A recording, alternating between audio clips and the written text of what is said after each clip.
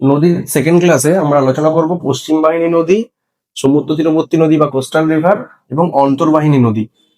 তো পশ্চিম বাহিনী নদীর প্রথমে সবরমতী, যেটা 371 কিলোমিটার, রাজস্থানের আরাবল্লী পর্বত থেকে সৃষ্টি হয়েছে, আরব সাগর বা খাম্বাত উপসাগরে পড়েছে। পশ্চিম বাহিনী প্রত্যেকটা নদী আরব সাগর বা খাম্বাত উপসাগরে পড়েছে। তো আমি আর লিখিনি এক্সট্রা করে, এর উপনদী পড়ার দরকার নেই। মাহি 583 কিলোমিটার, এটি মধ্যপ্রদেশের বিন্ধু পর্বত থেকে উৎপন্ন হয়েছে, এও আরব সাগর বা খাম্বাত উপসাগরে পড়েছে। এরপর দেখবো নর্মদা, 1312 কিলোমিটার, এই লেন্থটা খুব আসে, মধ্যপ্রদেশের অমরকন্টক পর্বত থেকে সৃষ্টি হয়েছে, এটাও পড়েছে আরব সাগর বা খাম্বাত উপসাগরে।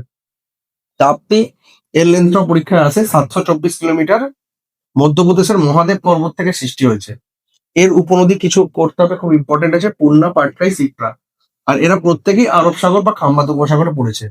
আর একটা ইম্পর্টেন্ট পয়েন্ট যেটা পরীক্ষায় আসে, নর্মদা তাপ্তি দুটো নদীর গতিপথে কোনো আঁকা বাঁকা পথ, সেটাকে মিয়েন্ডার বলা হয়, ওটা নেই।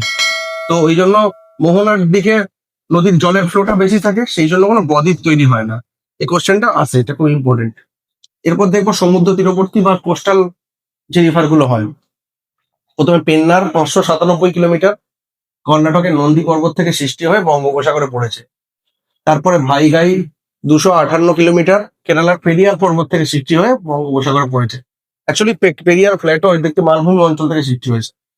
তারপরে পেরিয়ার নদী 244 কিলোমিটার, ওটা তামিলনাড়ুর শিবগিরি পর্বত থেকে সৃষ্টি হয়ে আরব সাগরে পড়েছে।